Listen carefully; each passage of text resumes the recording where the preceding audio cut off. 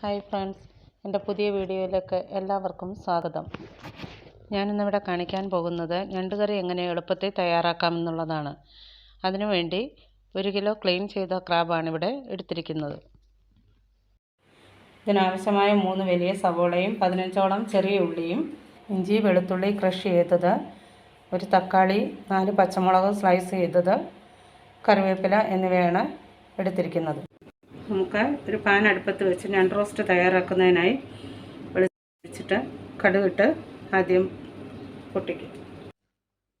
ഇഞ്ചിയും ചുവന്നുള്ളിയും ഒരുവിധം ചുവന്ന് വരുമ്പോൾ അതിലേക്ക് അരിഞ്ഞു വെച്ചിരിക്കുന്ന സവോളയും ചുവന്നുള്ളിയും ഇട്ട് വഴറ്റാവുന്നതാണ്. അതിലേക്ക് ആവശ്യത്തിന് ഉപ്പും മഞ്ഞൾപ്പൊടിയും ചേർക്കുക. ചെറിയ ഉള്ളി കൂടുതൽ എടുക്കുന്നതാണ് ഏറ്റവും ടേസ്റ്റ്. അത് ചുവന്ന് ബ്രൗൺ നിറമാകുമ്പോൾ തക്കാളിക്ക് സ്ലൈസ് ചെയ്ത് വെച്ചിരിക്കുന്നതോടിട്ട് കഴിക്കുക.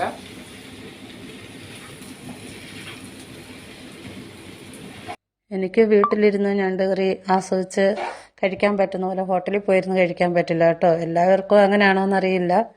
നല്ലതുപോലെ വഴന്നു വരുന്നത് വരെ നമുക്കിത് അടച്ചു വെക്കാവുന്നതാണ്.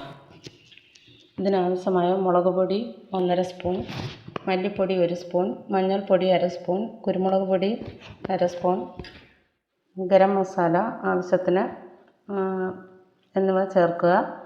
കുരുമുളക് പൊടി ആവശ്യമെങ്കിൽ കുറച്ചുകൂടി ചേർക്കാവുന്നതാണ് എരിവിനനുസരിച്ച്.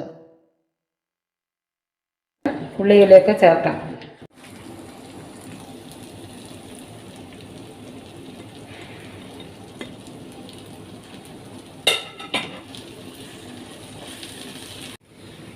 അരപ്പ് നല്ലതുപോലെ ഇളക്കി ചേർത്തിട്ടുണ്ട്.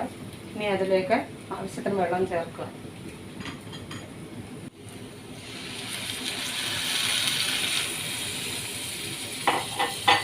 ഇനിയും കഴുകി വെച്ചിരിക്കുന്ന ക്രാബ് നമുക്കതിലേക്ക് ഇടാം. അരപ്പിലേക്ക്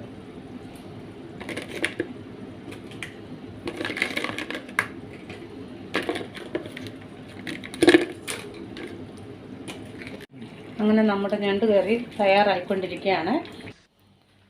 അങ്ങനെ ഞാൻ തയ്യാറാക്കിയ ഞണ്ട് കറി ഇഷ്ടമായെങ്കിൽ ലൈക്കും സബ്സ്ക്രൈബും ചെയ്യാൻ മറക്കരുത്.